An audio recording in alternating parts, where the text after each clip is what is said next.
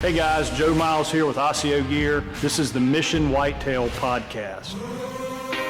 We're going to be doing a deep dive into what it truly takes to kill these mature bucks. We're going to step outside the box and look at the why for gear, tactics, training, and more importantly, the mindset from over 35 years of chasing these magnificent animals all over North America.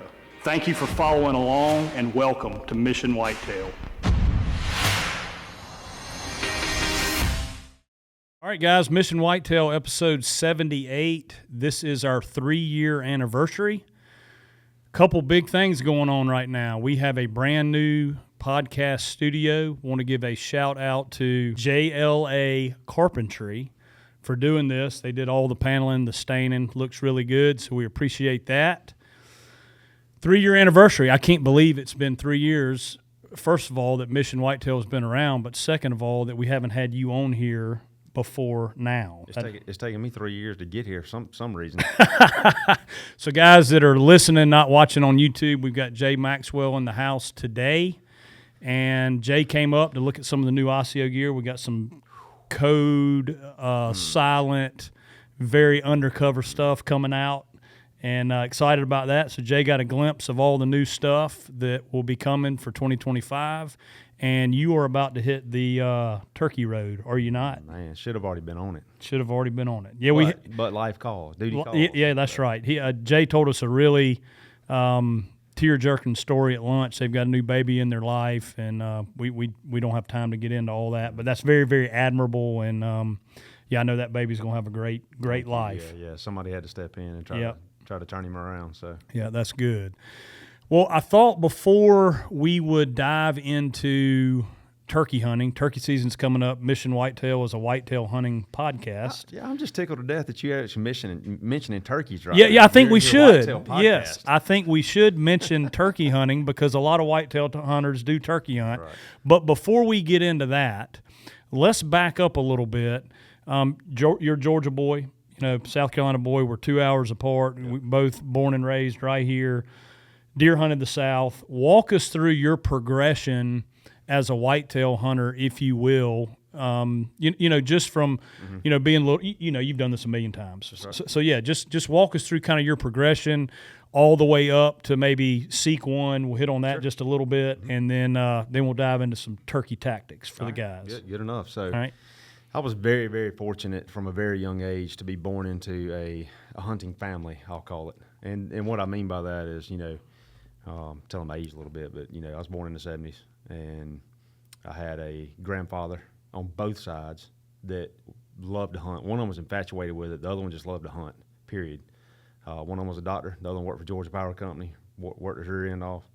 And so that naturally, with them being in the hunting world, even back in the, you're dating now. When you're talking about grandpas, you're talking about 40s, 50s. My dad was born in 49. He was raised into a hunting family, killed his first deer when he was 12 on public land when there wasn't many deer at all, that sort of thing. They hunted tracks back then. They did, yeah, they did. Yeah. So naturally with them, my dad and my uncle, my two uncles really are the ones that really just showed me the ropes. I lost my first grandfather in the power company in 73 before I was born. Mm-hmm. He was actually killed at Georgia Power. Oh, no. Power line, it was just a bad ordeal. He was a foreman, got killed, so I never met him. But apparently, I'm a lot like Papa Roy is what we called him. Okay. He was just eat, sleep, and breathe it. And that's kind of the way I felt growing up. So I was very fortunate to grow up between my dad and my uncle from a very young as I've taken my son, as young as you could possibly start. I can vaguely remember, stuff from the 3 and 4 year old range is almost non-existent. But you have those certain memories, and I can just this one. I remember dragging this turkey across a pecan orchard at 3. Dad and Uncle Steve said I was 3 years old when I did this, but they killed him, and I went out there and got him. And I just, for some odd reason, I can remember dragging him through the pecan orchard, and like a 10-yard memory. Yeah. But I don't know why, but I remember it. And then, of course, that's going to develop into the whitetail world as well at the same time because they're hunting with recurves back then and picking up the gun and, chasing anything with horns, you shoot it. And, we grew up in Thompson, Georgia, man. It's McDuffie County. Yeah. It's not known for big deer. I mean, That and meat, you hunt to right? eat. Yeah. You hunt to eat. Yeah. If you get something with horns on it, man, you're gonna brag. You're gonna brag a little bit. Knife handles. So speeding up to the 80s, when I was coming along as a kid, I grew up with a pellet gun in my hand and pellets in my pocket, and this is every day off the school bus. You grabbing a BB gun, you're gone. It wasn't going to look for girls and stuff like that. It was you're hunting, and I was wrapped up in it. So at 7 years old, I was able to take my first deer, and I was a 6-pointer sitting with my dad. We doubled up. I killed a 6-pointer that's mounted at the house, and he killed a 7-pointer that was in the field. They actually just got through fighting, and I killed the 6. It was really cool, and it was one of those memories. Yeah. I don't remember much at all from 7 years old, but I remember that. Of course. And I remember the greatest thing I remember was the bear hug that my dad gave me when that deer. Cause we watched him fall, and heart shot him. He ran on the edge of the food plot, fell over. Dad saw his white belly turn up, and I will never forget that bear hug. Just like incredible, And so from there, I just kind of between Uncle Steve and Dad, as far as the deer hunting goes, any hunting, and I was learning and watching, but then I was always wanting to do better. Mm-hmm. Like, what can I do? Even at 10 years old, I'm like, ooh, they just made a mistake. They shouldn't have done that. I would have done it this way. So I'm a little hard-headed, so I started doing my own thing and learning my own ways, my own mistakes. Yeah. So I think that developed me as a hunter. Now, growing up in McDuffie County, that's the only place I had. You don't go out of state back then. You just didn't. You hunted around the house, and you hunt what you got. Yep. So I killed my first deer with a bow when I was 12. It was a 4-pointer. Watched him fall. So hunting a persimmon tree. Back then you couldn't feed, you couldn't hunt over bait or anything like that. Right. So I did it the hard way, but watched him fall, and then I think that just kind of lit the fire, I'd say, because that was the first animal that I had taken with a bow. Nothing like it. It was a 40-pound Hoyt Raider. I'll never forget it. And this is back in the day where you paint the ends of your pins so you can see them better. Oh yeah. I didn't kill Cobra. I didn't even use a Cobra sight. Yeah. Oh, Cobra. Yeah. Finger tab. Yes, sir. No peep sight for me. Me either. I couldn't get it right, so I had it all figured out. No peep sight, and I just fell in love with it. And of course, turkey hunting the same thing. I killed my first turkey when I was 9, and I actually killed him on one of my episodes. That you can go to 4610 Productions, which is where I'm at now, and watch that episode, which is really cool. So you can go back and watch the original footage from 1990, is the year it was, right before I turned 10, and you can watch that whole episode go down. It was really cool. That is neat. Really cool. Very, very neat. But one thing led to another. 97, I killed the largest buck that I'd ever killed, and I had done my homework. I had found this big honeysuckle thicket, and they were browsing on it. Open day, September in Georgia. It's hot. It's like 100 degrees, but there was scrapes all down this honeysuckle thicket. Nice buck came out. I killed him. 15-inch 8-pointer. 15-inch 8-pointer. Yeah, but you did all the work. The deer went. I did. The deer went 102 5/8, and he is still, if I'm not mistaken, that deer is still in the top 10 in McDuffie County right now. He scored what? 102 5/8. 102 5/8. We had quantities. We didn't have large deer. Yep. Now, don't get me wrong. There's people killing deer in McDuffie County now in the 120, 130, maybe even 140. A lot of them with a gun, of course. Of course. But top 10, Dad was 101. I'm 102, and he's 107. And we're still in the top 10 in that county.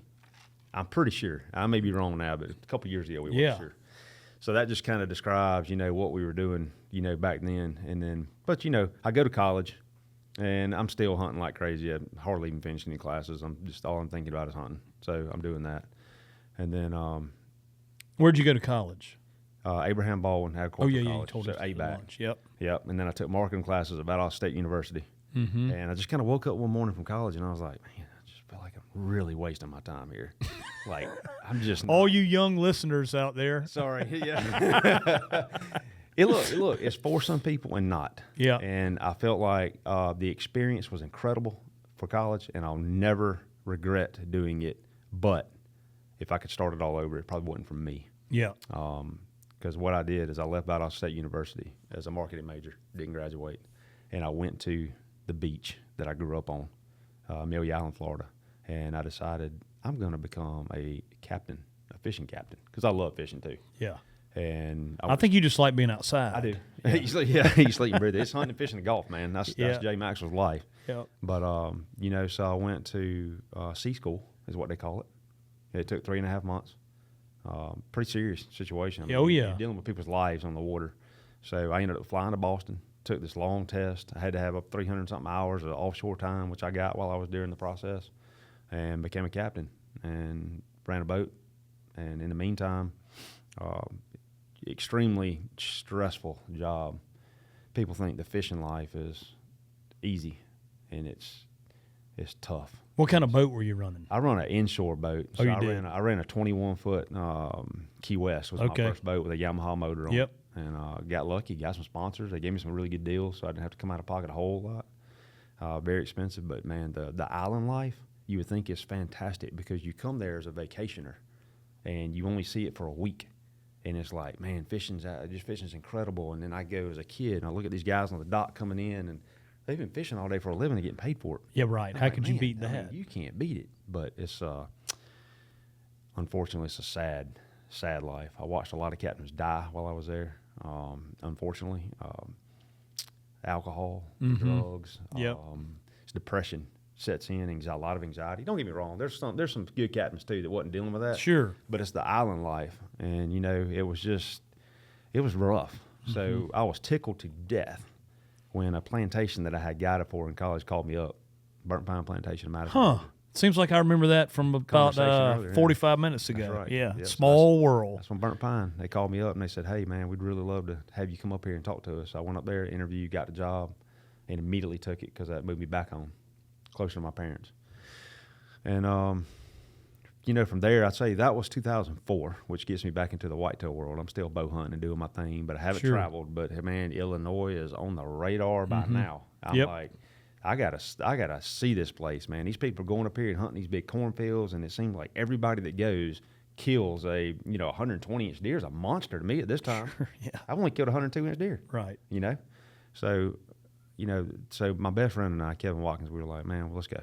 Let's just go. So we loaded the truck up and went up there, hunted public land. In fact, it was, and I'm gonna spill the beans on it, but it's overrun now anyway, so it doesn't matter. But there was a public hunting land called Jim Edgar Panther Wildlife Management Area. Put in for it. It was a draw, and we both killed. Kevin killed a 130-inch deer, maybe 8-pointer or something like that. And the last afternoon, I watched two deer get in a fight. The biggest one went away from me. The smaller one came to me. I killed him, weighed 295 pounds on the scales. He ended up being a 7-pointer because the buck that just fought him broke his two off when he was coming to me. I shot him at 3 yards under me with my feathers. Put them right between his shoulder blades. A 250-pound buck. We're gonna get to the feathers and stuff in a minute, but he weighed 295 on truck scales. We weighed that deer, and to date, as far as I know, that's still the biggest deer I've ever killed in my life. Yeah, he was just a horse, but that was the first big deer. He went 127 inches as a 7-pointer, and it was the biggest deer I'd ever seen in my life. And I was mind blown at Illinois. You were like, I got to figure out how to get back out here every year. Yes. So, and of course, I'm a kid. I don't have any money. I mean, we're trying to do everything. You stay in a roach motel, you hunt public land, and you just try to figure it out. Gas and gas station food. That's right. Yeah. You take your bologna sandwiches. Yep. I mean, you eat on bologna sandwiches, and that's what we did. Peanut butter and bologna sandwiches. And but I grew up whitetail hunting. I didn't really hunt out of a lot of climbing stands. I don't know if you did or not, but yeah, I had one of the old original APIs. My dad, he had one of the original Bakers. Yes, the Baker stands. Yes, about killed him 15 times. Yes, especially hunting. He would climb up high in these pines to overlook these cutovers. That's right. And several times he skinned his arms all the way to the bottom. I probably got scars right now from the same thing, but it wasn't a Baker though. It wasn't a Baker. So we back in the 80s, and I say we, my uncle and my dad went into a workshop one night, and they built what to me was the first lock-on I'd ever seen. And basically what they did is they took 3/4-inch conduit, built it into a teardrop, and they put a swinging arm on the bottom of it with a peg on it, and they put a piece of marine treated plywood over the top of it, and screwed it all down, and it was a buck chain. So there was two hooks on the back of that thing, and you would lay the platform up against the base of the tree, hook the chain on it, and then fold it down. And when you folded it, the chain was just super tight, and then a peg stuck in the bottom of the tree. You step onto it, and you just bam, and that peg sticks in the tree and it locks it. And for all this time, I mean, I don't know how many we built. And you stood up the whole time? Stood up the whole time. Yeah, you never sat down. And but we climbed with Georgia Power back to my grandpa, that he taught us how to climb with the pole climbers, with the spikes that Yep. you strap to your legs. Yep. So everywhere we went, it was a homemade lock on these Georgia pole climbers spikes. So we just, and I was shooting them. We were using 1.5 inch gas, not tree gas. These are pole spikes. Sure. But that's the way that Uncle Steve's dad taught him. He taught my dad, and that's the way they hunted. So everywhere we went was these tree spikes. Right. So naturally, when I went to college and on to Illinois, my best friend Kevin, he used them. So everywhere we went, we could go up any tree, Yeah. anywhere. Yep. Nobody could get our stuff out of it. Right. I mean, it was so simple. And today I still have those spikes hanging up, and I eyeball them all the time. But, of course, the older you get, you try to get smarter, and that's where my scars on my forearms came from. Smarter and safer. Yeah, one of them spikes kick out, buddy, you going to barrel that tree. And you're going to get about 3 foot of arms tore up is what's going to happen. Yeah. So, but, it was really neat. So, but the Illinois set my world on fire as far as seeing something that I had never seen. Mm-hmm. And it was the terrain and just being in the open country. I couldn't believe it. I'm in Georgia. I mean, yeah, it's just vast cutovers. Unfortunately, now in Georgia, we're all planting pines and thickets, and it's gotten terrible. It's not like it used to be. It used to be a lot more open in fields, but the timber market said, "Hey, let's go plant a bunch of pine trees and ruin everything," and that's basically what they did, and it did. It ruined a lot of what we have. Sure. All of our peaches, all of our apples. I mean, I grew up around all that stuff, and it's non-existent anymore. Right. I don't see it. So in 2004, that was 2001 when I killed a deer. So in 2004, it was my next trip. I got to go back. And this is the one and only time in my life that I've ever paid to go on a hunt. Mm-hmm. And I was a full-time guy at a burnt pine plantation. I was making good money. And some friends of mine, my family, they were like, we're going to the Golden Triangle, Pike County, Illinois. And I was like, ooh, Pike County. I've heard all about Pike County. I'm going. In every North American whitetail magazine ever written. Yeah. Right. But, we're still, in 04, It's early. It's still kind of early, So, we, the Golden Triangle, Pike County, okay, I'm in. How much? Here's $2,500 is what the hunt was. And it was all inclusive. You go in, you got guides. And here I am, a guide. And I've been doing this my whole life. As a kid, starting with that BB gun now, at 5 years old, I don't like to get guided. Right. I just don't do good with it. Yep. But I'm going to keep my mouth shut, and I'm going to just do whatever and whatever. So the first day we were there, we pulled into this lodge, went through the safety meeting and all this stuff, and I'm sitting back. It's prime time, man. It is November the 13th, 2004. And our first day of the hunt was the 14th, and we had rode around all day, and the amount of bucks that I saw there again just reinstated in me that Illinois was the place to go. Sure. I couldn't believe we probably saw 8 or 10 Pope and Youngs chasing does. I mean, it was wide open when we got there. Your heart is beating They out were of your everywhere. chest. Yes, Yeah. we had seen a giant, like a 170, and I filmed it on a old, big old camera, And I was just like, man, this is gonna be awesome. So first morning, dude stuck me in a tree that I would have never, ever sat in.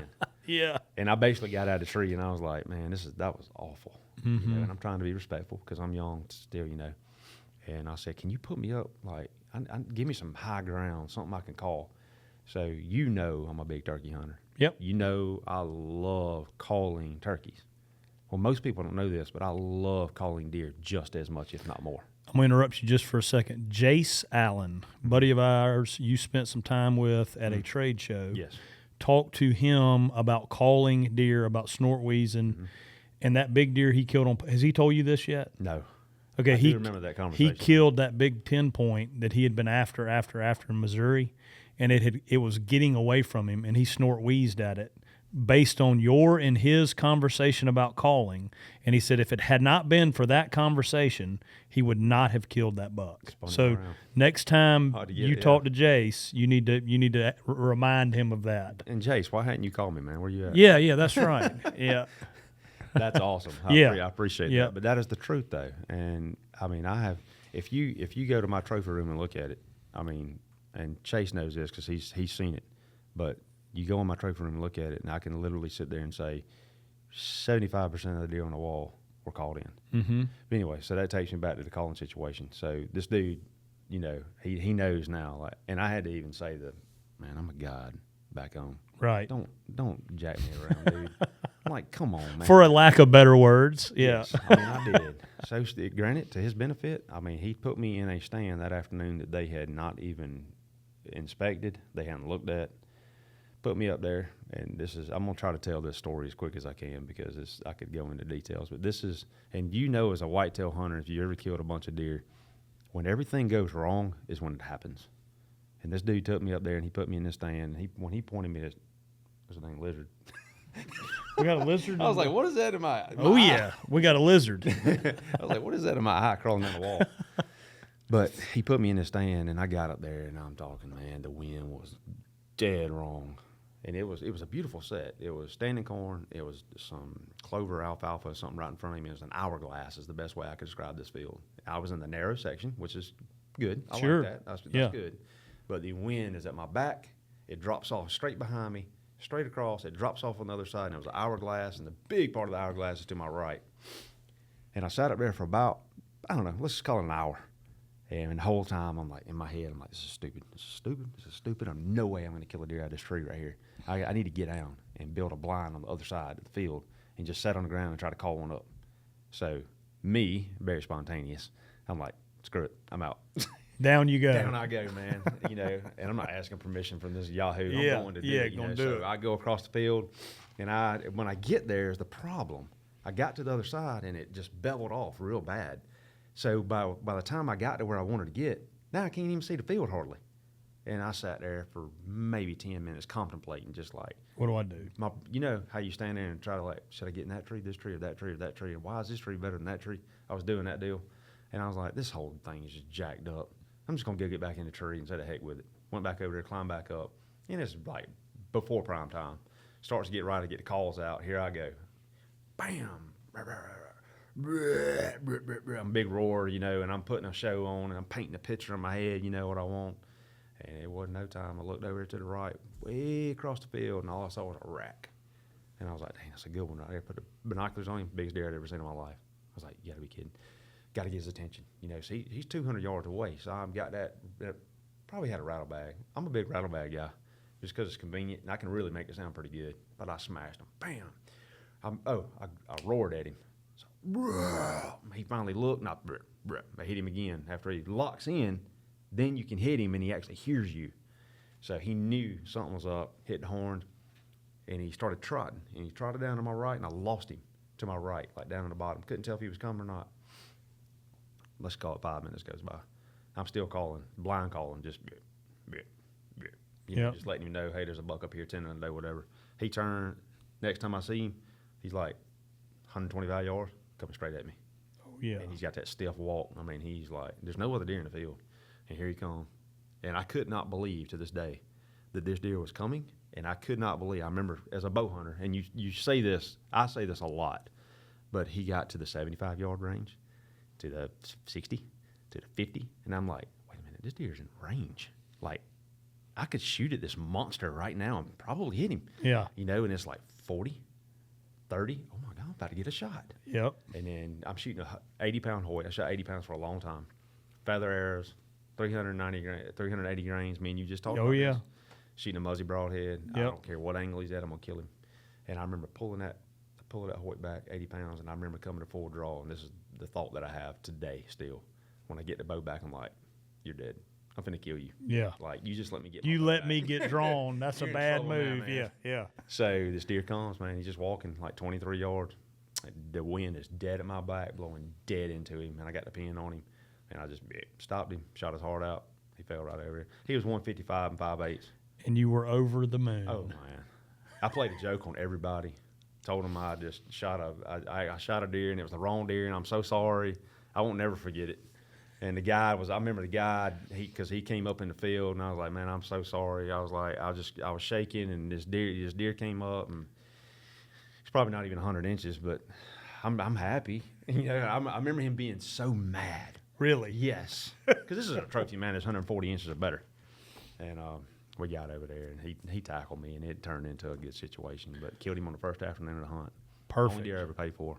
But since then, that was my first Pope and Young. He was 155 and some change. I forgot now. But since then to today, I've got 31 Pope and Youngs and 3 Boone and Crockett's with a bow on the ground. And the state record. Including the largest deer ever killed in the state of Georgia with a bow and arrow. Yeah. Not typical at 234 and 7/8. Yep.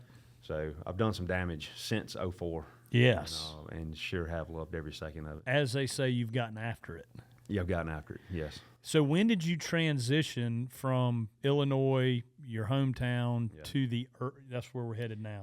Yes. Urban stuff. So the number one rule in killing a large whitetail, everybody's after a large whitetail. Mm-hmm. What can I do to kill a Pope and Young? A Pope and Young whitetail is a deer of a lifetime for a lot of people. Sure. You kill a 125-inch net deer with a bow and arrow, you've done something. Mm-hmm. That's kind of the standard, 125 inches. Okay.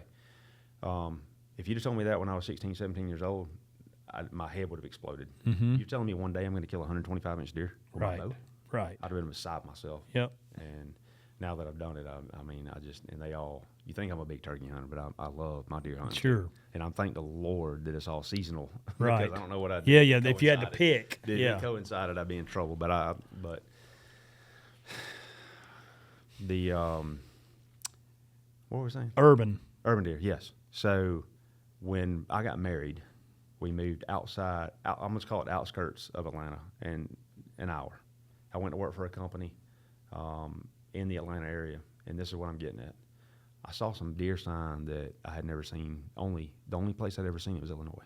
It's the only place I'd ever been out of state that I'd seen huge rubs, big scrapes, sign that just doesn't make sense. Right, in Georgia. Yes. And what time of year? What year was this? Ballpark? It started in November. No, but like 2010.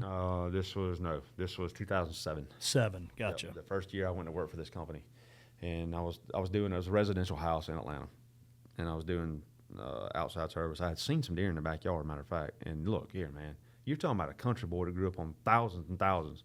We didn't have thousands of acres. We lived on 7 acres, but you had access. Yeah, I'm a country boy. Sure. I mean, we hunted on Bubba's property. There ain't no hunting clubs. Right. You don't pay to hunt. You just go to Mr. Bubba's and you hunt. That's what we do. And so it was really cool to see these deer in this backyard of this house. So I went back there and just kind of nosed around, being lazy. And I was like, what is rubbing like 20 yards from this house? Weird. What the heck is this deer thinking, So then I started seeing some big stuff and whatnot. And this is how I ended up killing the state record. That's the house that I killed the state record at. But most people don't know this. But I was also had my brother-in-law at the time had been hunting a very large buck.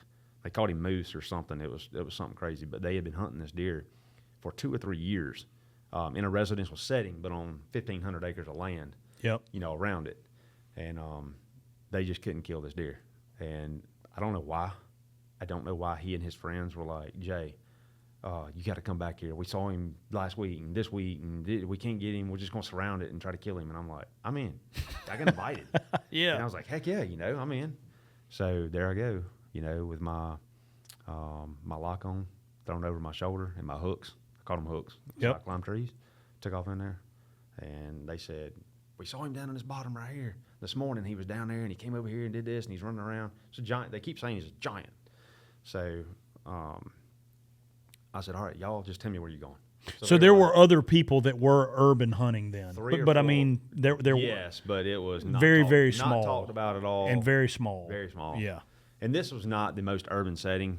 We came out of an urban setting going into this 1,500 acres Gotcha. to hunt. Okay. It was kind of weird. Yep. But they just kept seeing this deer. And Sure. I couldn't believe as a hunter in my whole life, they keep seeing a giant buck. This is weird.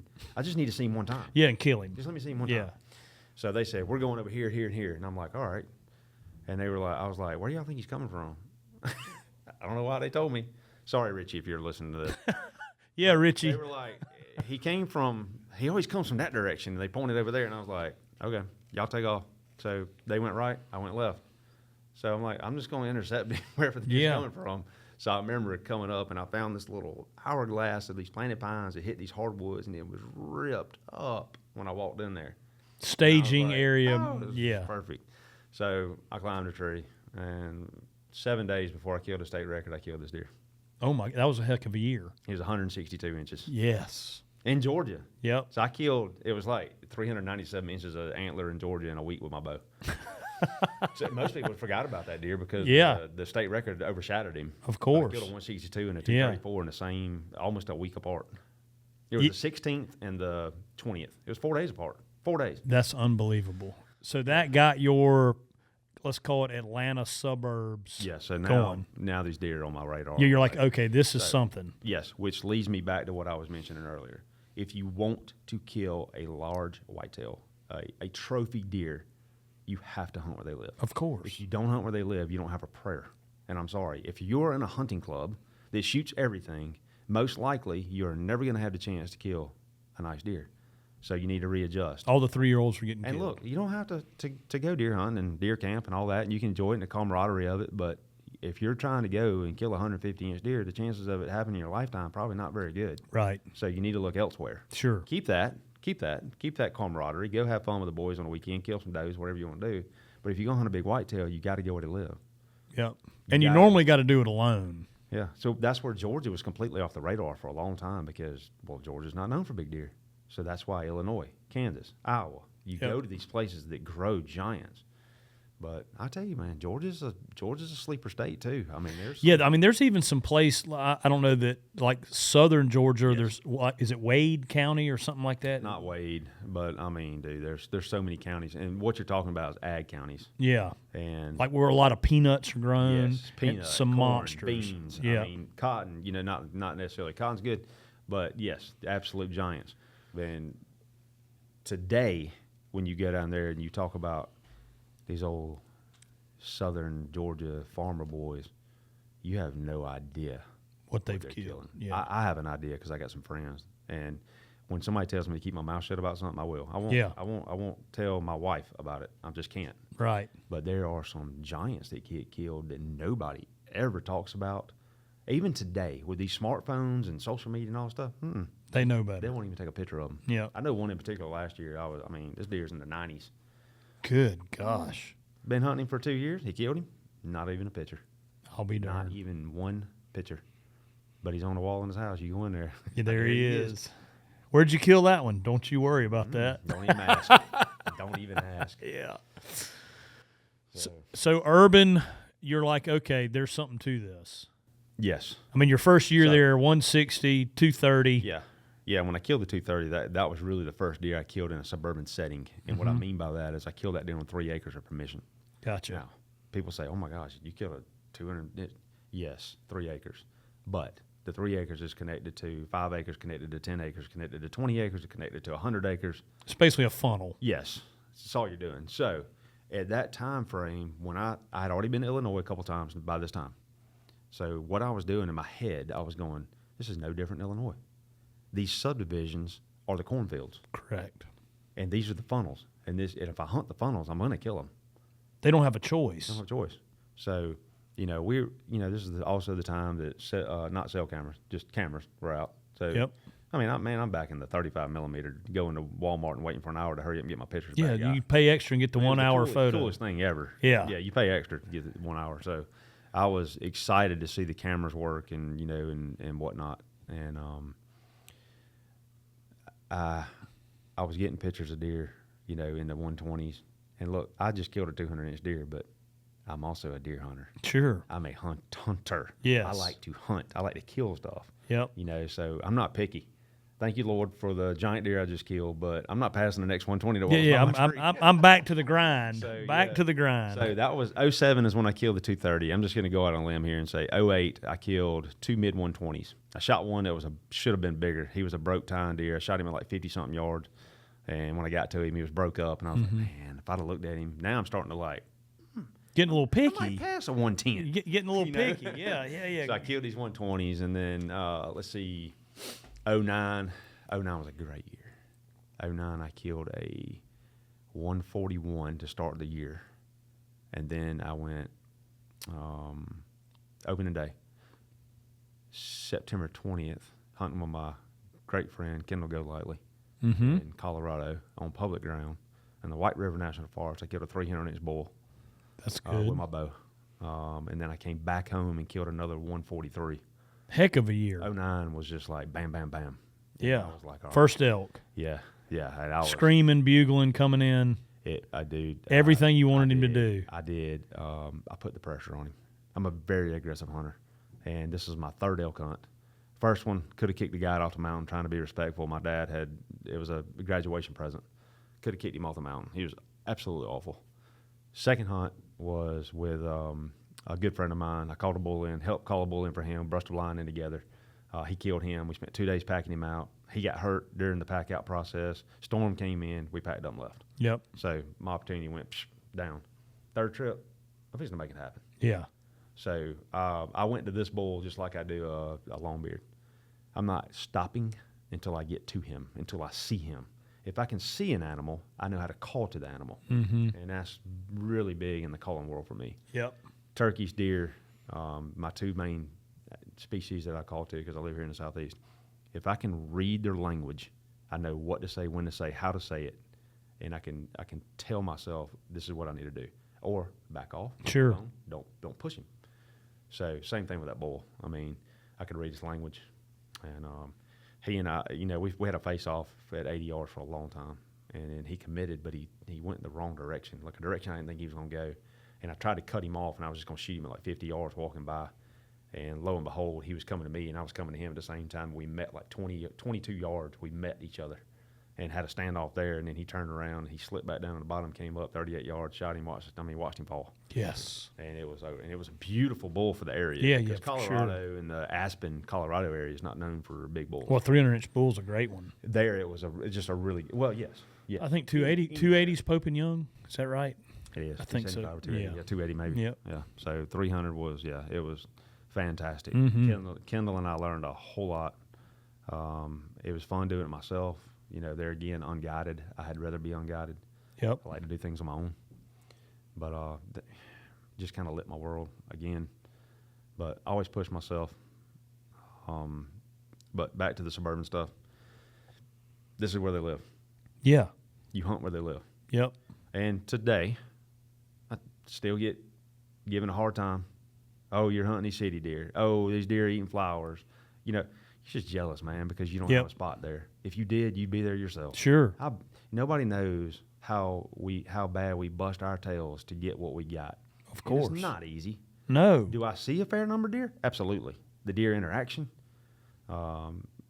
Chase is new to it this year that just joined me on 4610. He's new to the whole suburban thing. He just saw it go down for the first time, and it's eye-opening. Yeah. You don't understand the battles that we have to deal with, but the deer interaction is phenomenal. So even in the suburban setting, I take the interaction from that and I use it in Illinois, Kansas. Yep. I learn deer behavior. It's really, really neat. But that's where Seek One came in. So yeah, I was going to ask you about that. And you've done so many podcasts, talking about the whole Seek One thing. I'm kind of interested in how y'all met, mm-hmm. and then how you started that. And we don't need to get into the whole, sure. When what you went your way. Yeah. So we met after I killed that state record. That was in 2007. Lee and Drew were in high school, mm-hmm. and I think the two were kind of they lived in the mecca of deer hunting country. Were they hunters? Had they grown up hunting? Drew had hunted, best of my knowledge, and y'all excuse me if this is not correct, but I'm pretty sure Drew had hunted a little bit. He's got a family farm down in South Georgia, and he had hunted there a little bit. Kind of piddled around, nothing crazy serious.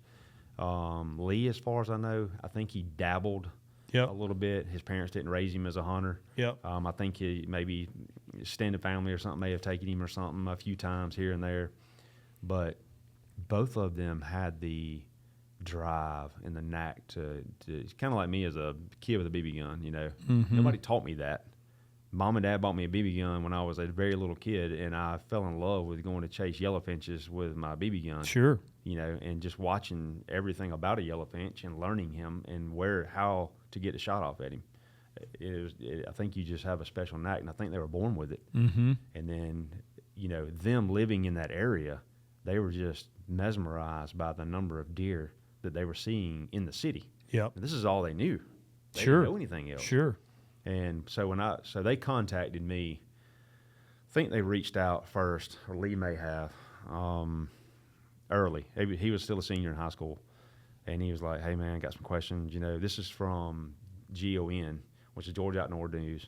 It was the only place on the internet that you could talk to other hunters at the time. So this is like a forum or chat room, yeah. And Lee had contacted me through there, and I love to help people. I've been a guy in my life for a reason. I just love to help. So I'm like, look, dude, do this, do that, blah, blah, blah, whatever. So we ended up meeting at a mutual friend of ours' house, Bob Coombs, that killed the crossbow state record a year before I killed the deer. It was 182, and he killed him in north of Atlanta. Mm-hmm. So I'm like, man, there's some giants up here. So I met this guy. That's where Kendall came into the story. He was chasing a deer called Tips at the same time, and we all met over at Bob's house.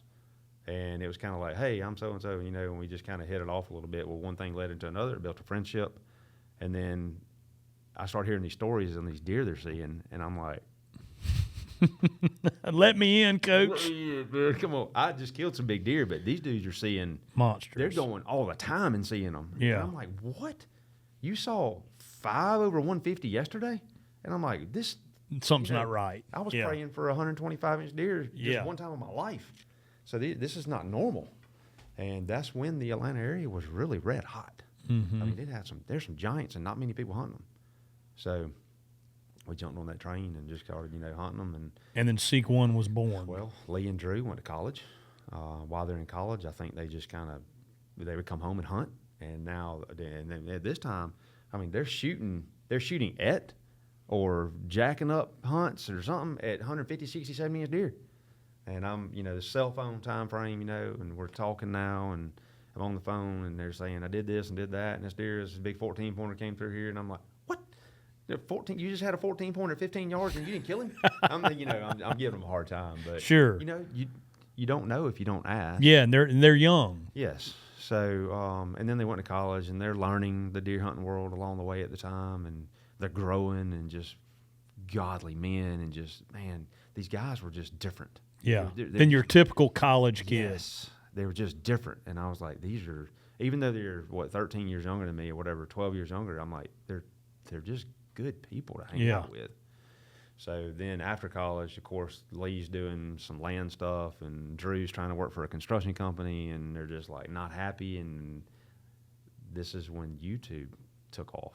Mm-hmm. Like, YouTube was a thing in 14, right? About 14ish. So they're like, there's money to be made by filming stuff like these big deer. We like it enough, we might try it. And I'm thinking to myself, like, y'all crazy. I grew up watching Will Primos and right in the swamps David of Harrell, Mississippi. Yeah, that's TV, man. You can't. You're gonna go out there and film this and put it on the internet. It's not whatever. And I'd say within 2 years of that, the Sequin brand was built by Lee and Drew.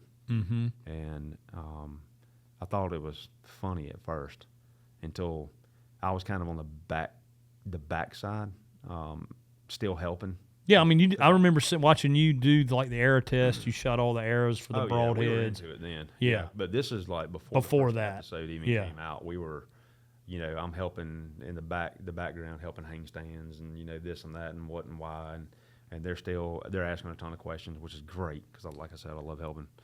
And then one thing led to another, and then before you know it, Lee finds Charlie. And if you've never seen Charlie, I just got chills. If you've never seen the episode with Charlie, it's the first Sequin episode that we ever put out. And it was, by the time that Lee took it serious and Drew said, we're going to film this, they put it all together and then got a little bit of help from the production side of things and then put it together. Y'all go back and watch that. That's the first episode that we really did of Charlie. And the footage isn't the greatest of Charlie, but we got him on camera. Lee killed him. And it was just mind-blowing what they did and how it was presented. And it absolutely took off. Now, is that Drew's editing or Drew? He's got how to tell the story. Yes, I would say that Lee and I were more the hands-on, get in the field, and not that Drew wasn't. Sure, he was there, but Drew wanted to be. Drew was there to make sure that everything fell in place on the production side, and he's very smart when it comes to that stuff. They both strike me as very smart guys. Yes, they are in their own ways, and it lines up perfect for each other. I mean, can't beat that. It's perfect, and they're really good friends anyway. They went to school together and all kind of stuff, so it just panned out. But they had their roles, and they took off. In the meantime, Kendall is a great friend. We're all hunting, doing this and that, and I talked to Lee and Drew, and I was like, man, Kendall, they asked me to be a part of the show, and I said, absolutely, let's do it. I don't want you behind the camera, I want you on the camera. All right, let's do it. Hey, man, Kendall's such a great asset, too. Let's bring him on. So he's just a different dynamic duo. He's a good old laid back. Yeah. Hey, I'll just drink a beer and watch y'all. Right. I love my Kendall, but it was born, and I was there for the first 5 years. Yep. I left when we were around 600,000 subscribers. Yeah. 600,000. That's incredible. Yep. In the first 6 years, I remember going to the first ATA show after we had dropped Charlie and maybe another episode or two, whatever it was. And I remember when I walked into the ATA show, this is kind of a new thing, like YouTube and social media influencers and all that. And, you get that side eye, like, whatever, man, that's not going to do anything. I remember a lot of guys doing that with us. But I remember when we broke 10,000 subscribers. Yeah. And I was like, 10,000 people? Or subscribe wanting to see our content. Watch this? Yeah, And, I left at 600,000. And now I don't know what they're at now, probably 900. We're Yeah. still great friends and hang out, once in a blue moon. Lee's getting married here May 3rd. So I think, I'm wondering if he's going to be tied down now. Maybe understand what Jay was going through back then. Yeah. Lee, Drew just had his second child, so he's got 2 babies now, and he's still just right there though in Lee is a special person in the deer world. Now he's taken, kind of like me with my grandparents and my uncle and my dad kind of teaching me the ropes. He's taken those ropes and just really put his own twist on it. Sure. And I'm going to tell you right now, I mean, I know Lee Ellis, and if he's after one of your deer, he probably ain't going to stop until he kills him. Sure. He's got the drive, the work ethic, and now the know-how to do it. Yep. And maybe a little bit of horseshoe. Is that still possible to have a horseshoe in the deer bowl? It could be. You ever had any friends that could just climb up on a telephone pole in a Walmart parking lot and just kill a deer? I mean, I refer that back to good, clean living. That's what that is. I have actually never met them. I have talked with them multiple times on the phone. We were getting our brand started. Great guys, just seem down to earth, really good fellas. And plan on meeting them one of these days, and hopefully maybe sharing a deer camp one of these days. So that'd be a lot of fun. I'm sure we can make that happen. Yeah, that'd be they're really that awesome. That'd be a lot of fun. People. Anybody that doesn't know them doesn't know them. Right. So, and unfortunately, in the hunting industry, man, there's some rough people. Some rough housing. God. I don't understand it. I don't know why we can't support each other, but we can't. Man, we just left the Iowa show. Yeah.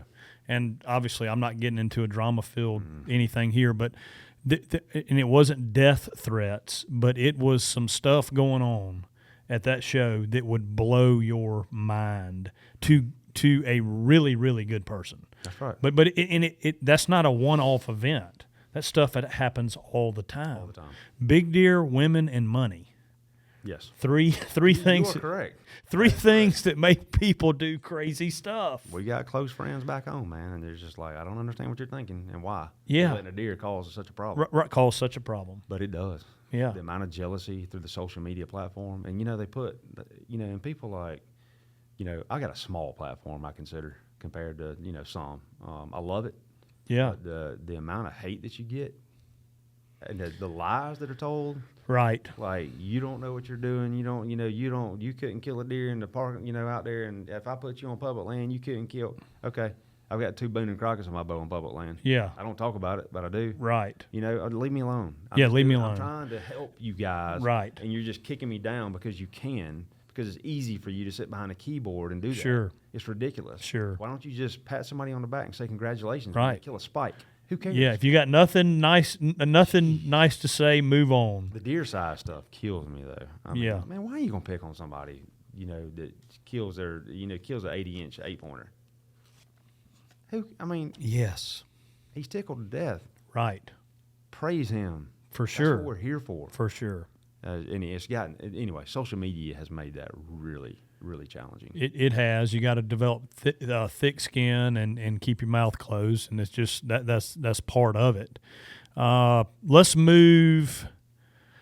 Let's do this, and this is an absolutely 3-year first. We're going to talk about something other than whitetail deer. Yes. We've been almost an hour in here. Give us the Jay Maxwell turkey tips for guys that are going into turkey season.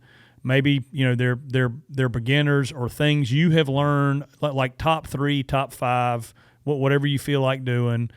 Tips Sure. that you would give guys going into spring turkey hunting that would be your top three things? Like, don't call to them on the roost. Sure. You know this way better than I do. So run with that. So, first of all, do not be discouraged when you go hunting for turkeys and you're unsuccessful. Okay. If you go a couple times, you don't hear, and you're calling and walking around, and you don't know what you're doing, don't give up. If you do, it's just more birds for me to chase, which is fine. But Yeah. it's a little twist there. Yeah. But look, don't be discouraged. And this takes it back to the deer thing as well. You have to hunt where turkeys live. Don't go to a piece of property because, I got a beautiful 500 acres over here. Don't think just because it's a beautiful 500 acres, that beautiful 500 acres is going to have turkeys on it. Sure. Because today is not like it was, and I'm going to just say, I'll call it 20 years ago.